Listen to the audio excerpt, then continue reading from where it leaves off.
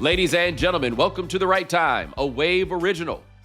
My name is Bomani Jones. Thanks for listening wherever you get your podcast. Thanks for watching us on YouTube. Subscribe, like, rate us, review us, give us 5 stars. You only give us 4 stars.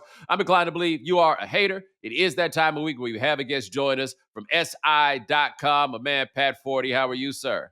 Doing well, Bomani. Crazy times in college sports here. Yeah, but this has to be your best weekend of the year, right? Like after grinding for basically 3 straight months, now it's just Army, Navy, and the Heisman. I tell you what, you are exactly right. This week feels a little bit like a holiday, but everybody else is keeping us busy complaining with whatever the committee came up with for the playoff, and there's always stuff to talk about. So it's interesting with this playoff, and I think they don't really make them like you anymore in the sense that you cover football and basketball at the collegiate level. And one thing I do think is interesting is that there is an understanding for the NCAA basketball tournament that you have to let some of the smaller schools in the name of inclusion.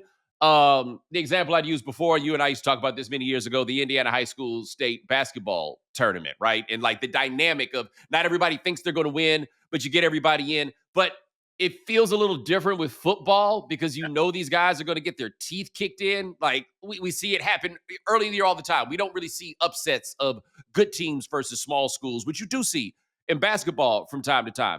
I have seen the argument made. I think Joe Klatt said this, that the only reason the small schools are there is to avoid litigation, to which the answer is, duh. But do you think, like, I guess aesthetically, I don't know if aesthetically is the right word, but just kind of for the ethos of what this is it necessary to have the James Madisons of the world have the opportunity to make this tournament? I think it is. You know what? I'm a bit of a populist in this, and I have always loved that element of the NCAA basketball tournament is that it is an all-comers tournament, and you do get your chance, and you're all members of NCAA Division I, or in this case, the Football Bowl subdivision, the FBS. I think there needs to be representation for those teams and to give them a shot. And generally speaking, yeah, they don't fare that well. But I will say, all right, Tulane beat USC a couple of years ago in the Cotton Bowl. Now, USC's level of motivation may be questionable, but there are some programs that are pretty good at that level. James Madison, Tulane are the two that are in this year's tournament. Last year, Boise State was not completely blown off the field by Penn State. They also had Ashton Genty, who was certainly not your average Mountain West player. So I'm in favor of it. Football, it is so bizarre. Like, yes, in basketball, people love the Cinderellas. In football, they hate them. They don't even like the idea or the concepts. Like, no, get out of our tournament. We want all the big brands and all the power conferences. It's like, what is wrong with giving a couple spots like every other sport to people from outside the mainstream? Well, also, are we forgetting that last year in the first round of the tournament, the big boys who played road games in the first round got their asses kicked the exact way that James Madison is probably going to get theirs? Absolutely. I was there to see Tennessee get blown out of the horseshoe by Ohio State. So in the snow. We will hear it. We will hear it. Oh, they don't belong when James Madison loses by 21 or more. But we've seen this movie before with power conference teams. Yeah, that's my criticism of this is that, or the existence of the tournament at this scale, is that the variance or the difference between the number 5 school and, say, the number 12 school is really, really wide, right? Especially once you start adding home field into the equation. Hey, man, this is going to happen, I think, probably every year, right? Like, I think we've got Texas A&M, Miami seems compelling on paper, but we talked about this on Monday. Mike Elko versus Mario Cristobal. That's the Dale Brown versus Bobby Knight of this situation. Like, I don't think that one's going to be close. Like, chances are everybody's going to get their doors blown off in that round. Oh, I think that's highly likely. And, you know, we see it in the NFL. I mean, they have a lot of the first-round NFL games are blowouts. I'm wearing a Denver Bronco hat right now. They got destroyed by the Bills last year. There was a wide variance there. So, you know, people throw up their arms when it comes to college football, though, because all of the blue bloods want to be taken care of all of the time. Yeah. Now, I'm asked this about James Madison because I haven't paid that much attention to this team. Their head coach will be the head coach at UCLA next year. But it's worth noting that James Madison is kind of sort of in this tournament twice. Because Indiana is full of dudes that went to James Madison, yet James Madison somehow recovered and got good enough to make it to this tournament?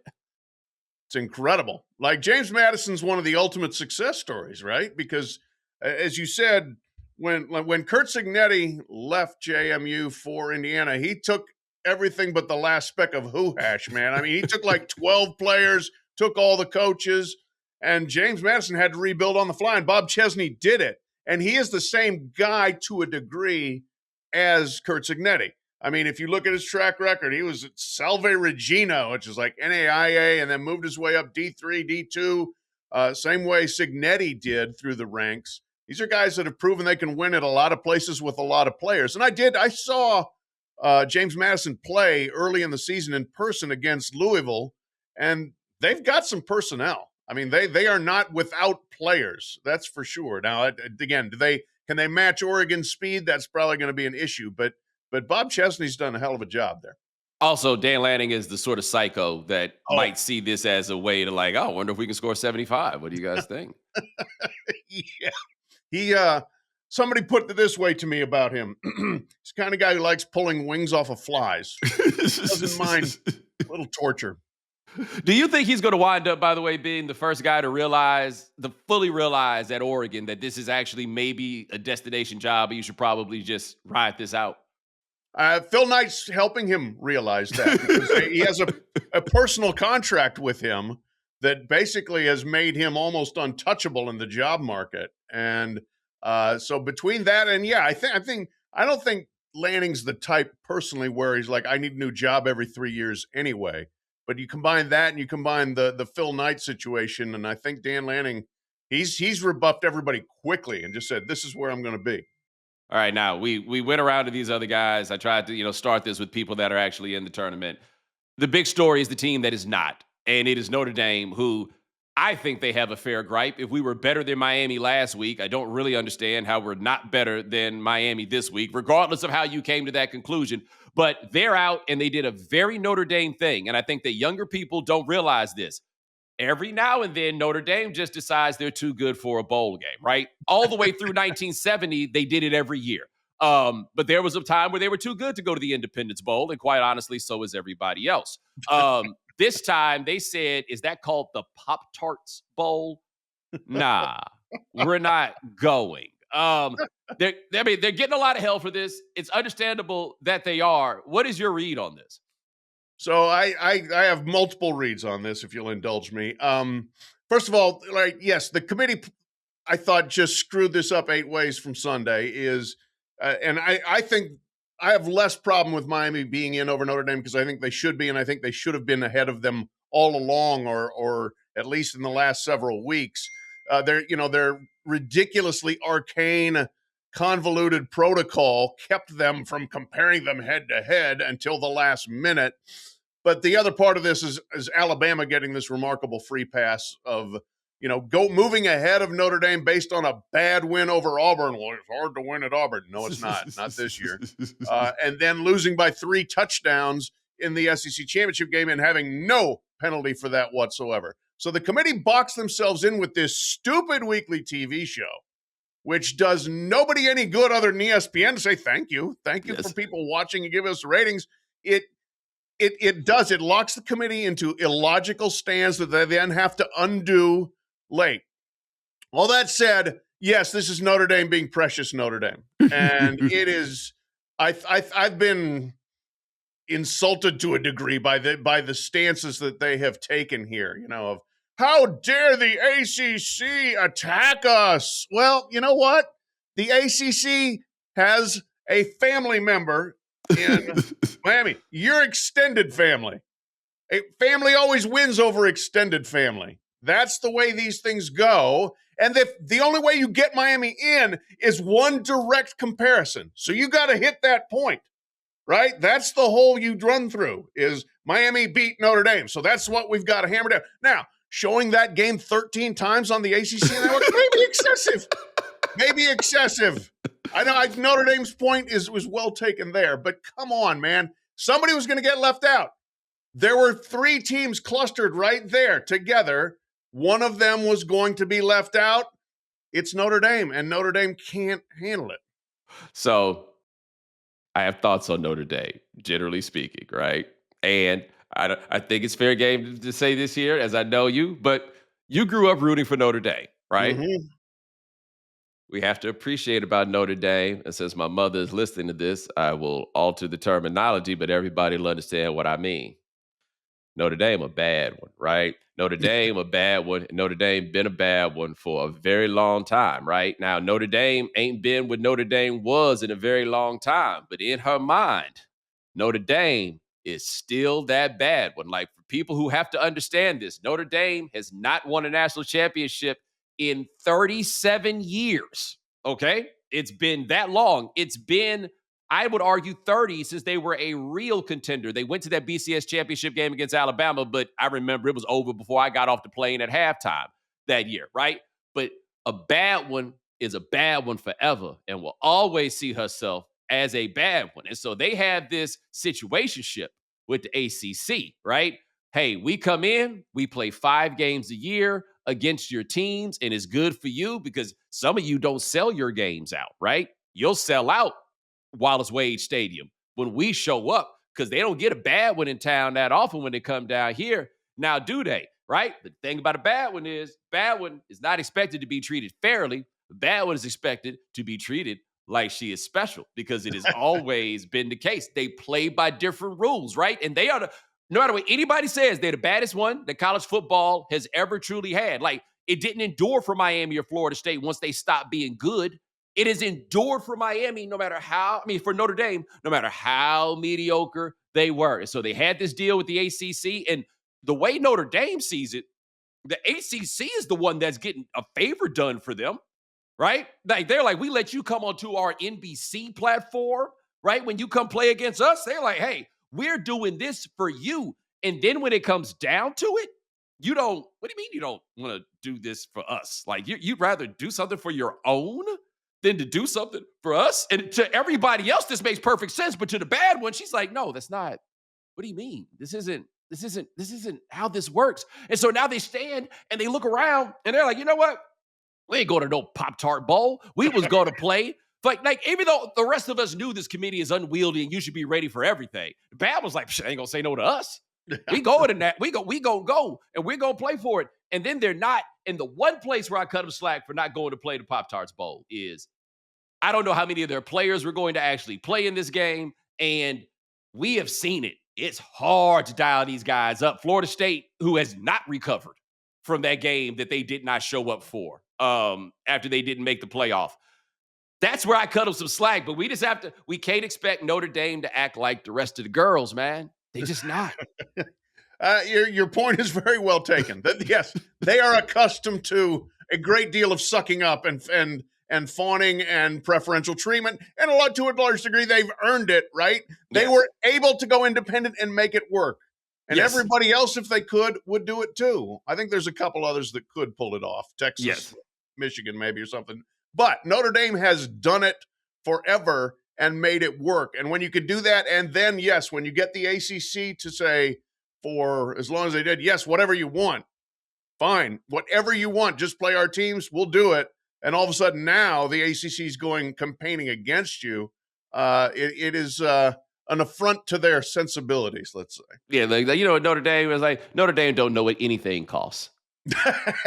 Right? Notre Dame is like, I don't leave the house with my own money. What are you talking about? I'm gonna show up and somebody's gonna pay for my drinks. That's Like right. this is it just like at every turn, it has happened to be the case. Now it's interesting because I think, yes, they've been good to close out the year. Their athletic director, and I don't know who has sent him on this suicide mission to make a fool of himself in every interview. He said that they played one of the most impressive 10-game streaks in the history of college football. And I feel like I would have heard more about it if that was what was really going on. You think? I mean, like you think everybody involved in this doesn't want Notre Dame in their money-making tournament? Of course. The history of the sport, they beat USC. That's it.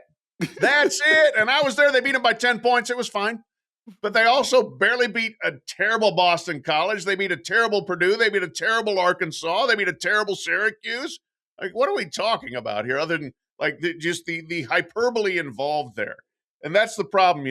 Again, To your point, we didn't see this coming because why would we see this coming? Because we're Notre Dame. All of a sudden, you get this like disproportionate umbrage on the other side, and this hyperbole and this drama.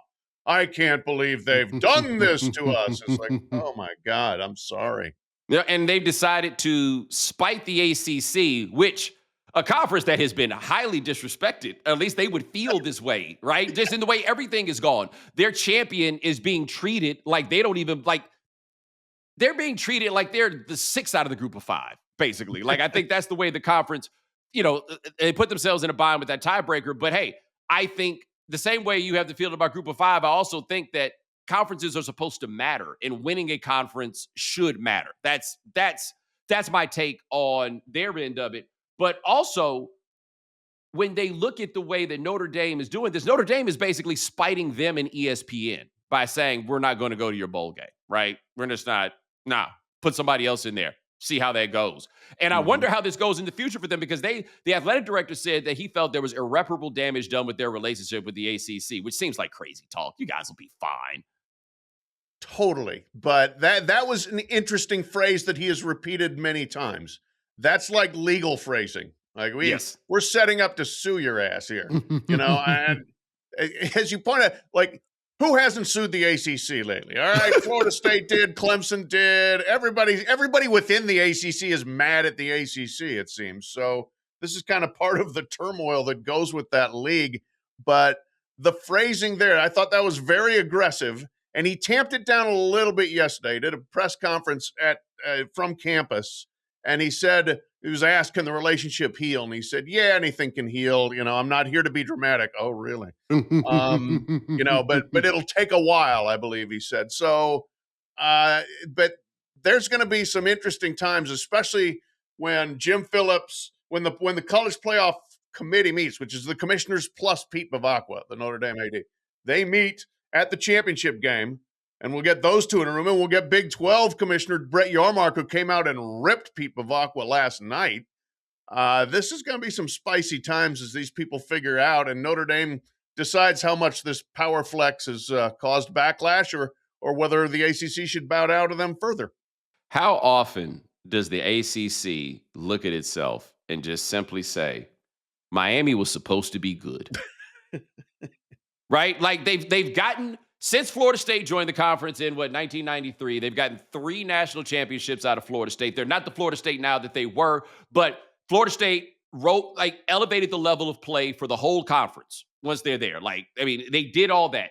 The plan for them when they expanded was we were adding Miami and a pretty good Virginia Tech, but more importantly, we were adding Miami and we would have 2 tentpole national powers that will legitimize us as a football conference. And it never happened. It's been over 20 years and it never happened. It is amazing that they got Miami just when it all went away. Yeah, no, it really is. The timing couldn't have been worse. For Miami to just fade off and have never been what they had been from 1983 until 2001. I mean, that was the program in college football. Yeah. And you're right. I mean, like it made sense. This was like a draft that made perfect sense. On paper, you drafted the right teams, and you've got Florida State, and you've got Miami, you got Clemson, and it just hadn't worked out. Clemson ended up basically saving the conference in the last 10 years here, but it has been kind of shocking that Miami has never been able to get itself fully back together till maybe now. But I remain unconvinced that like they're going to win a national championship with Mario Cristobal. Think about it this way. When the ESPN 30 for 30 came out, there was it dawned on me that there was just at that point a generation that did not understand what the big deal about Miami was. Like there were some people that were then just young enough that they were not there for the phenomenon, right? Okay. It's been 16 years since that came out. So there are people who are not familiar with the movie about the phenomenon that people then were not familiar with. Like 1983, that's 42 years ago. Long time. Long time. And Long they time. were it and they were coming to the conference. And I remember the day that it ended forever. They somehow lost in 2004 in Chapel Hill to North Carolina. They were the number 3 team in the country. And it's never been the same. If I'm not mistaken, no, it was the next year that they lost the fight in the tunnel to LSU. That's probably the more realistic ending of it, where they lost the fight at the Peach Bowl. Yeah. Hey, I don't want to hijack you, but nobody in the history of football walked into a better situation than Larry Coker, right? No, I mean, no. that was a true just roll out the balls. I'm going to win my first 26 games or whatever it was as a coach. And then it was like, oh, wait, he can't actually coach. Never mind. And from then on, they've struggled. Well, think about this. Nobody has done more long run damage to their reputation than Butch Davis by Oh, leaving when he did. And look, it was a money thing, right? Like Miami notoriously was like, we can win with anybody here, right? Watch us. We're going to go win with Larry Coker. That was on the board. But if Butch Davis stays there, oh. they've got a national championship, if not 2. He's a college football Hall of Famer, and instead he went and coached the Browns. Yeah. The Browns. Then he goes to North Carolina, and now, for things that now seem laughable, the whole thing got shut down right before it was about to bear fruit. Oh, yeah. Yeah, It's close. absolutely. Right. And then, yes, for stuff now that is completely, above board, or at least would not be prosecuted the same way it was then. Have you enjoyed the Ed Ogeron tour where he's basically kind of figured out that Oh, there's nothing to lose? So, yeah, we can talk about the stuff we used to do. Nobody cares anymore. right. It's hilarious. And everybody knew Ed was that guy on the Yes. staff, I mean, like, but yes, the quotes from him, we used to go through the back door with the cash. Now we go through the front door with the cash. Everybody loves their chance to do their Ed.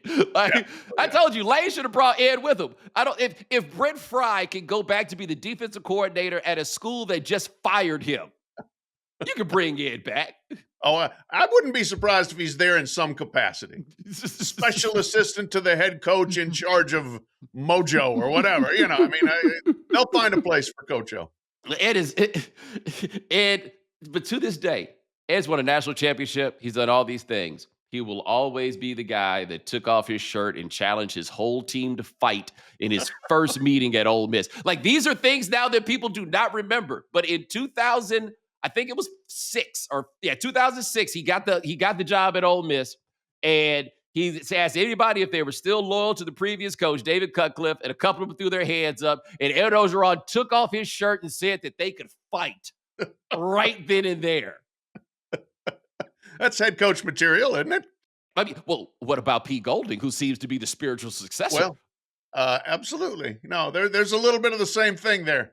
No doubt that Pete Golding is not your polished CEO type head coach. And it's funny that, like you said, Coach O, back in the day, that I think there was a little bit more of that you could probably pull off in terms of just being, we're just going to go kick people's ass. That's how we play football. As opposed to, all the things that you have to be now. I kind of miss the Coach O dynamic.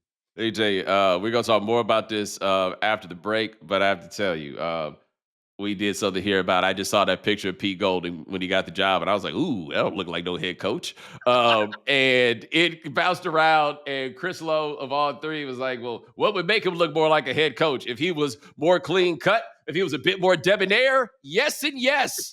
That is exactly what I'm saying. Like, the fact that you know exactly what I'm talking about is the point. He got in that press conference. I've never seen anybody cuss that much. And granted, that's just part of the new world. But oh man, I don't know how long this is going to last. But he's also he's in the Matt Patricia category, right? Like the smarter than he looks Yeah. sort of thing.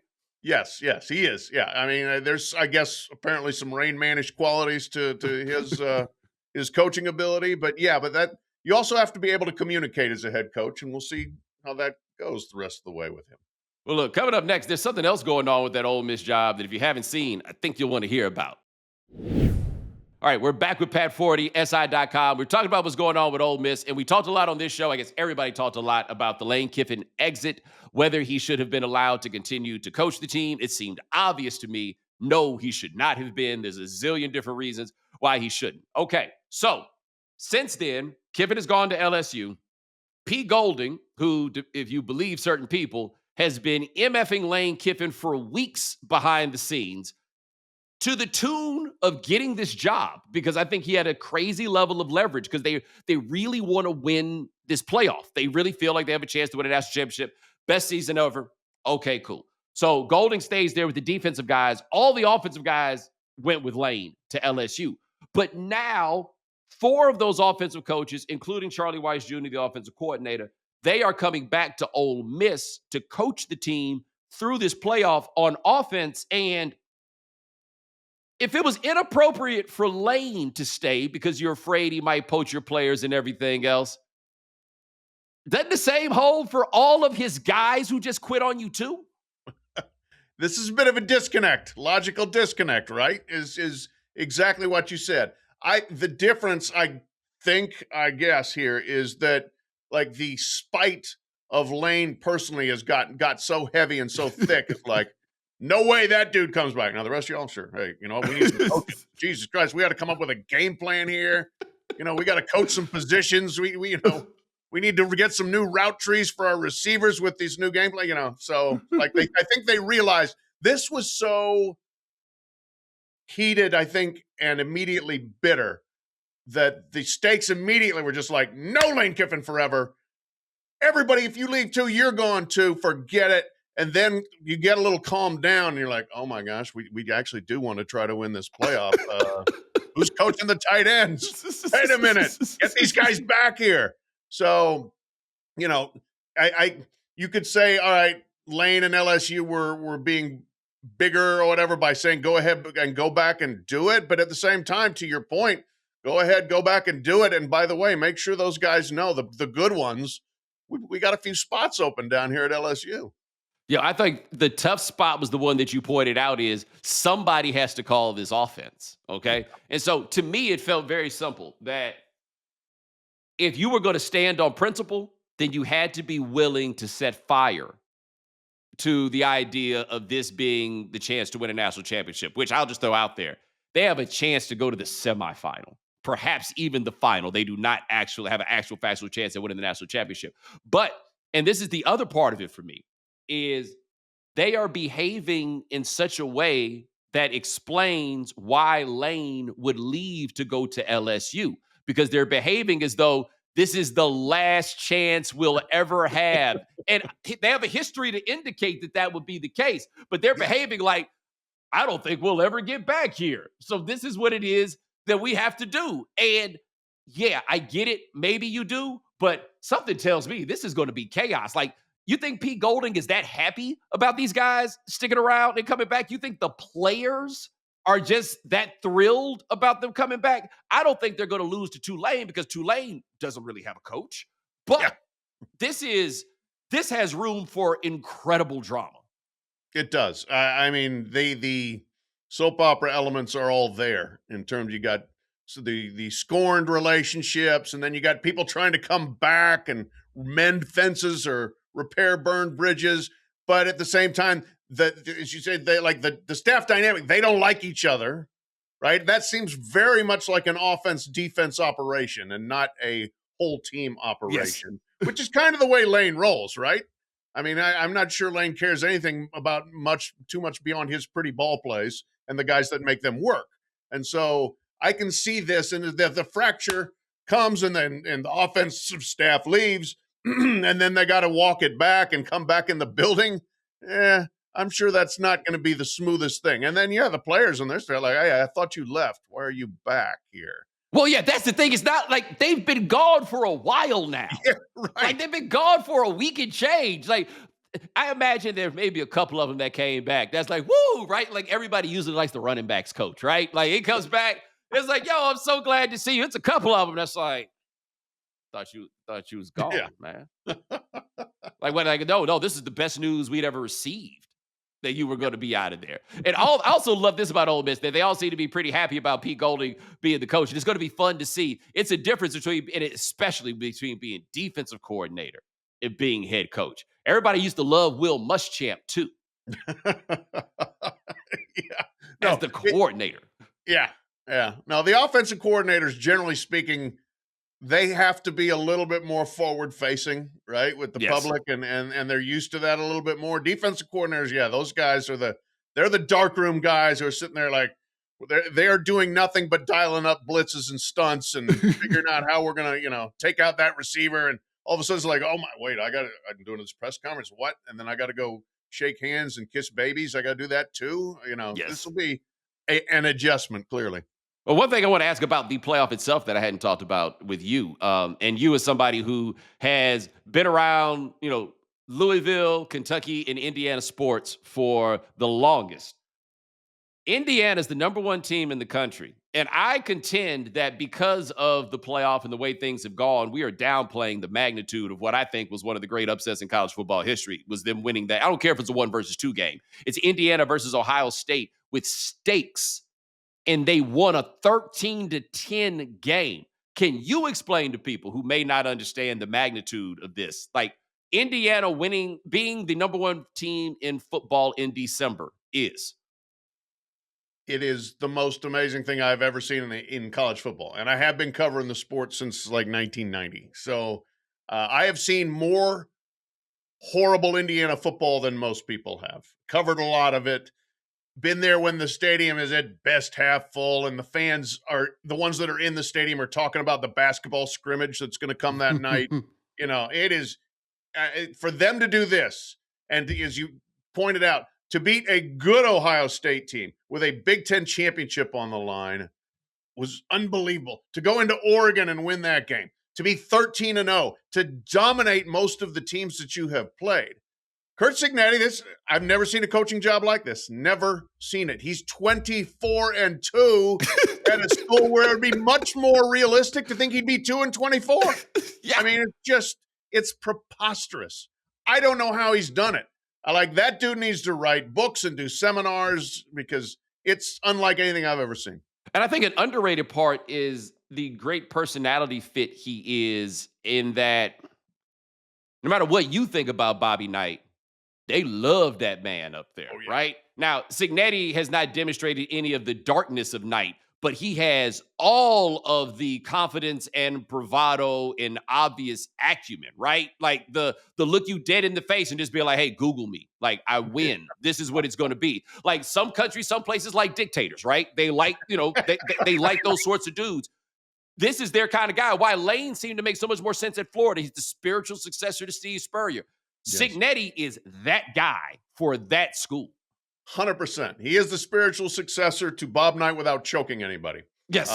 Or other, antisocial actions. But he's cocky, but he's also like, we ain't screwing around with anything here. I am in charge. We're doing it my way.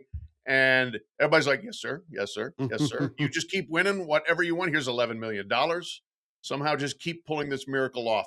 He is that connection to what Indiana people know and love in terms of how a program leader looks and acts.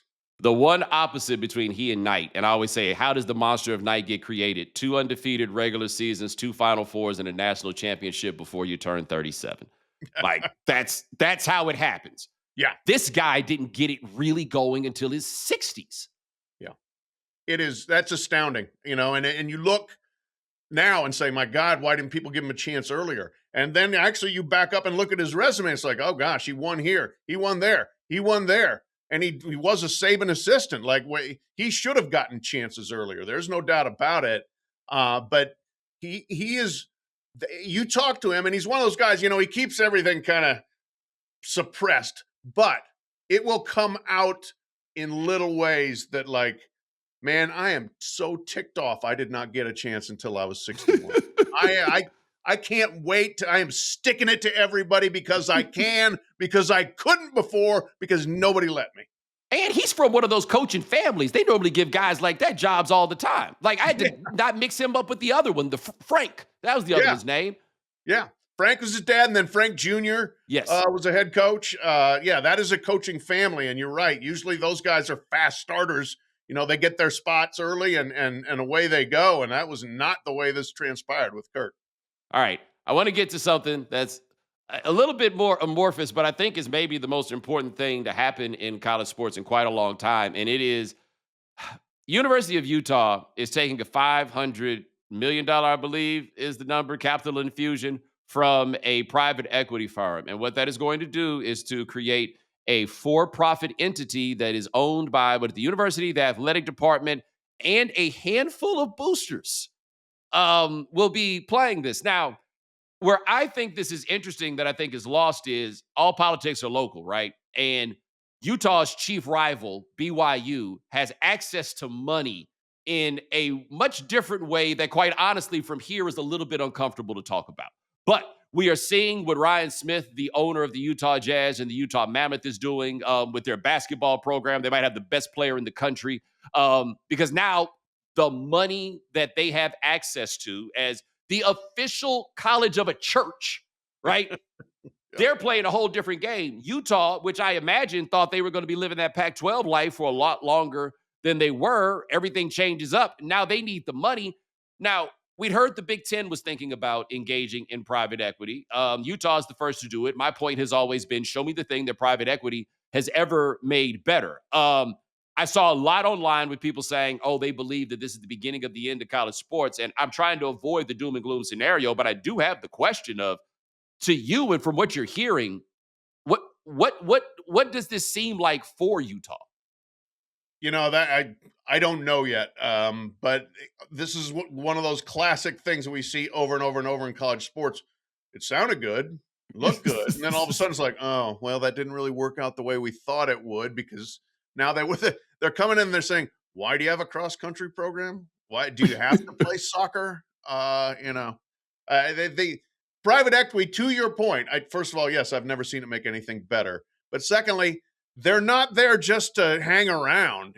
This isn't like the rich boosters say, can I stand on the sideline? No, they want to make money. They want to say in what's going to happen. And a lot of their ideas are not going to be the same as college sports now. So maybe some of those are good ideas that we need to do some things differently. But I think a lot of the times what comes with this is a lot of unintended consequences that all of a sudden you're like, oh man, this is not really what we thought we were just getting a pile of cash. It doesn't usually work out that way. But your point on the BYU thing is 100% dead on. That nothing galvanizes schools to do something quote unquote radical like getting beat by the team that you have to live with. Yes. That will make you go hire Will Wade, or that will make you do, you will do things that you may have said for 10 years, we're not doing that. And then all of a sudden it's like, oh, we better do that because our rival's killing us. Well, you remember when Jim Grobe got half the conference fired in the ACC when Wake Forest won? Because Wake Forest wins the ACC. None of you can say anything anymore. No story that you have is going to explain away the fact that not only did Wake Forest win the ACC, they played Georgia Tech in the ACC championship game that year, right? So everybody here had to take calculus. Yeah, no, right? No doubt about it. Yeah, you're out here bringing me these kids from Hargrave and everything else, and you can't win, right? Oh, okay, no, you're going to figure this out. I believe we're seeing this in part also with Cignetti. I mean, it certainly didn't help James Franklin that Cignetti was doing all of this. We just saw, has Michigan State moved on their guy yet? Yeah. They fired Jonathan Smith. Yeah. Yeah, so like those things happen. And so the BYU thing happens with Utah. And now Utah goes and gets this money, but you hit the point that I try to explain to people, and I don't think they get it. They're in the business in college sports of making money, which is not the same thing as making a profit, right? Like they make the money to spend the money. That's the whole point. And you're right. Somebody's walking around there. I think I saw somebody make the point. They were like, hey, so does like everybody need a helmet? Is that like that's what private equity does? If you've watched The Bear, private equity is the computer. Yeah, it is. And it is, yes, a major part of that is cost containment. And college sports don't do cost containment, right? They make it to spend it, and that's it. And this is going to be a different deal. I have heard, some people who have had outside firms in, not necessarily a full private equity deal, but they're walking around, they're like, you give the students free tickets? What? I mean, like, they don't look at things the way the university looks. Well, so Utah, who has like the Hall of Fame coach hiding in plain sight, right? Kyle Whittingham. I think like this, we're talking a no-brainer Hall of Famer situation. At some point, he's not going to be the coach anymore. And that to me is when the private equity gets fun, when they're out here like, we did the math on this, and this really is valued as like a $2.5 million job. And Yeah. and they're like, you can't do that. Like, you and I both worked at ESPN. I'll give people a little look behind the curtain there. When you work there, there's somebody who like runs a computer and comes up with what a salary should be for any given job. So I had done a show called High Noon, and they were paying me like they pay you when you host a TV show. All right. I was not going to be hosting a TV show anymore. They ran the numbers, and the numbers came up with a number that I would not have taken. And I do recall that the number cruncher ran it by one of the bosses, and I was told that the boss told them, "How about I just go take a shit on his porch?" Huh? Because that's what this is, right? Like, we're not doing that. That's just not that's not appropriate for the relationship that we have cultivated over the years. Private equity is shitting on everybody's porch every time Yeah. they crank out a number. And it's like, I guess it's going to come down to like strength coaches, and somebody's going to have to explain, no, no, no, no, no. The strength coach is like really, really important. It's like the lifeblood of the operation, lifeblood of the setup. What do you guys think about that? They're going to be going through that item after item after item. Like, what do you need a new weightlifting machine for? And some of the time, they're probably going to be right, Right. Yeah. but nobody's No. trying to hear this. Yeah. Yeah. No, this will be a great marriage of, at Utah, and then it's going to happen elsewhere, I think, obviously. But the natural inefficiencies and arcana that come with college sports of trying to explain it is truly like grabbing somebody from Kazakhstan and trying to explain why, this is why how football works, and this is why an athletic department is organized the way it is. And they're like, that doesn't make any sense. And that's going to be like that with private equity. But it's also going to be, well, like, but we think we understand everything. So here's our algorithm, and it says that you're overspending here, here, and here. And that's going to be an interesting dance to see how all that works out. No, trying to explain college athletics to people, like if you ever have to try to explain to somebody from another country, Yeah. or if you've had the joy that I have in my Spanish lessons with my Colombian teacher, trying to explain it to her in a language I don't really speak.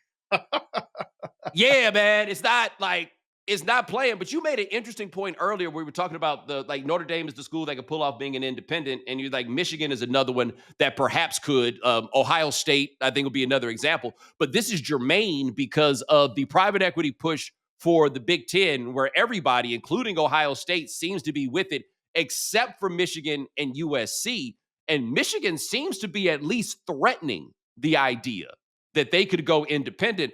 And I agree with you that I think they could, because there are so many of those, like, it's not going to turn out like when Texas A&M left the Big 12 and Texas says, fine, we'll just never play you again. And they could hold firm to that. Ohio State is not holding firm to never playing Michigan again. I don't care. Michigan could join the USSR. They're not going to not play them anymore, right? All those schools, I think, would come back and find a way. Like, I think all these Big 12 schools, they'd love to go play Texas again if it comes down, if it comes down to it. They're not going to walk away from it. Sure. No, that, it would be the ultimate ego test, basically, like for Ohio State. If Michigan walks away, their inclination in there would be, fine, we don't need you. But, they really do. They both need each other, and they would have to come back and play. Kansas and Missouri are now back playing in football and basketball. They were both like, Kansas is like, screw you, you left. And Missouri's like, we'll be fine. And then they're like, no, we better make this happen. And that's very small potatoes compared to the giant potatoes of Ohio State, Michigan. So that's one of those things where there would be some brinksmanship involved. But if I were Michigan, like, I would call the bluff and say, no, you'll play us. You will play us. Well, also the Kansas-Missouri thing points out what I think often gets lost in this is, man, we're in this for a good time, right? Like, you are a Mizzou alum. I remember the happiest I've heard you sound on the phone, 2007. You were the parking lot at Kansas. The one time Kansas, Missouri has really meant things, right? Like, that was a national championship type of game. People are in this for a good time. Like, they're here to enjoy this. What I always say here is, Alabama's the only school playing for a national championship every year. Everybody else is just kind of in this for vibes. And the money has gotten so big that people have lost sight of this in such a way that Utah's the first to take this private equity money. Somebody else in the Big 12, you would think, would then, in the name of competition, be the ones to go. And then it goes and trickles down. And you're right. There are going to be people walking around there with clipboards, with glasses on, asking all kinds of weird, uncomfortable questions about what's going on here. I honestly, that would be the documentary that needs to be made. Following PE around campus as these people are wanting to tear down everything and sitting in those meetings. And again, having they're explaining, well, what you're doing doesn't make sense. And then the athletic department saying, well, here's why we're doing it even though it doesn't make sense. And the understanding the natural illogic of college sports versus the very cold logic of this is how we want to make money. Right. And it taps on one more thing I want to ask you about before we go because of your particular expertise. And so, for people who do not know, Pat Forty is no longer like the biggest name in his own household. He is Pat Forty, father of Shannon Forty, Olympic swimmer, right? This is what Pat was. So you have an insight into the Olympic sport world of college sports, and they swore to us that if you had to start paying players, that world would fall apart. It seems very clear that that is not true. But private equity, ooh, now we're talking about something different. Yeah, that's I think when the wolf's actually at the door. And I am very proprietary of college sports, or I mean Olympic sports, probably more so than most of my colleagues. And I get it, sure. I mean, I think you have to experience it maybe to appreciate it on a different level. But that's when I think you would have people saying, "Well, we got to change the number of minimum sports it takes to be in Division One. We got to lower that," and that's where the pressure I think would come. But there is no doubt that if you are looking at ways to run an efficient athletic department, if the sole goal is profit, not just revenue, but profit, as you pointed out, then you're saying, why the hell do we have a soccer team we're spending this much money on, and volleyball team and so forth and so on? Because they don't make money. And quite frankly, actually, if you look, most places, the biggest loser is women's basketball. Nobody's going to cut women's basketball, but they're going to look elsewhere downstream and say, well, we're going to get rid of this, this, and this. And that's where there will be a tension point there, I think, in how college sports is run, given if the private equity gets a bigger and bigger say in things. There's going to be some moron who really pushes that women's sports thing. There's like somebody who just can't read the room Yeah, and right. thinks that they're going to shut down women's basketball, right? Like you're not going to do it at UConn. I imagine that Tennessee is still making good money because they used to sell a lot of tickets at Tennessee in that giant arena that they have.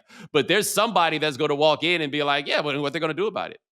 Right. Okay, yeah. It's just not going to happen. They'll be fine. They'll get over it, and they're going to look out that window and it is not Right. going to look the way they thought. But the other thing that happens is some man with a lot of money at this program has a daughter who plays insert sport here or a son who plays insert sport here. And that person is going to have a giant problem with what it is that you're talking about. Never mind the fact that the way the Utah thing has been presented is though there's going to be some booster who will then have have a share in this new operation. Can you imagine what Booster World would be at, say, at the University of Texas with Oh boy. all those big money boosters and try to figure out who gets to have a piece?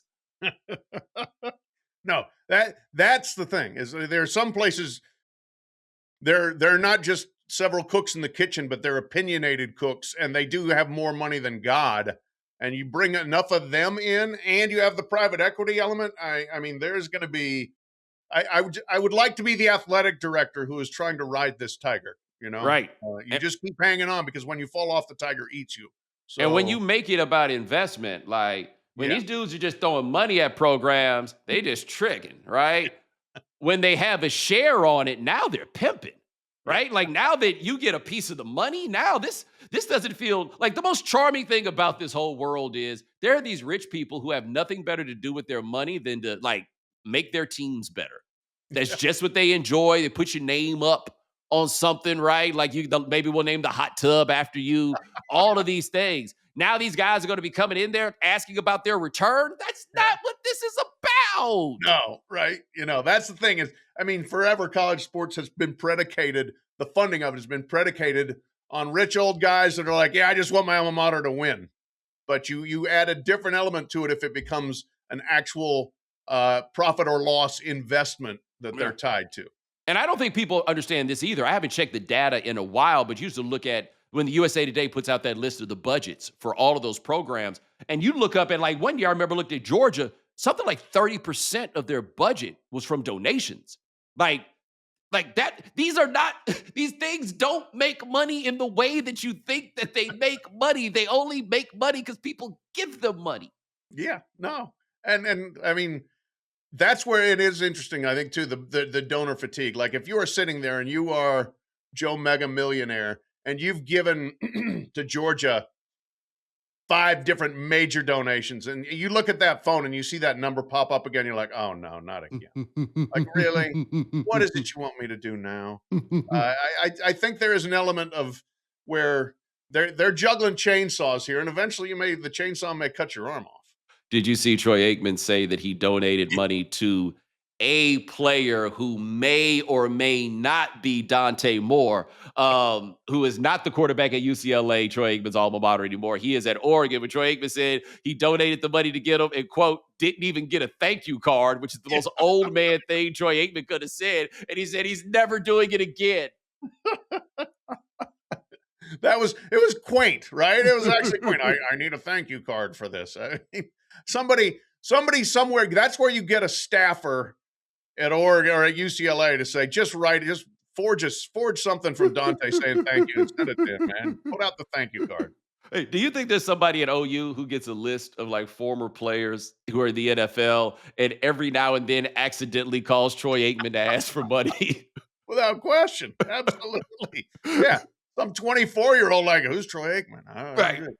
Hi, Mr. Aikman. Hello. Right? Like he called Troy Aikman and he hangs up. He called Jamel Holloway and doesn't understand why he can't help. Like, what's the issue here? Like, we don't get what's going on. But that, ladies and gentlemen, is Pat Forde. Check him out at si.com. We got the 40 minutes. We got the 40-yard dash. Basketball season coming. I appreciate you joining us, my man. My pleasure as always, Bomani. Great to catch up with you. Yes, sir. Ladies and gentlemen, thanks so much for joining us here on The Right Time. We do this 4 times a week. Ryan Brumley handling everything behind the scenes. Thank you, sir. Hit our voicemail line, 323-596-7767. Remember, follow The Right Time. Subscribe, like, rate us, review us, give us 5 stars. You only give us 4 stars, I'm inclined to believe you are a hater. And we'll talk to you guys in a couple of days. Take it easy.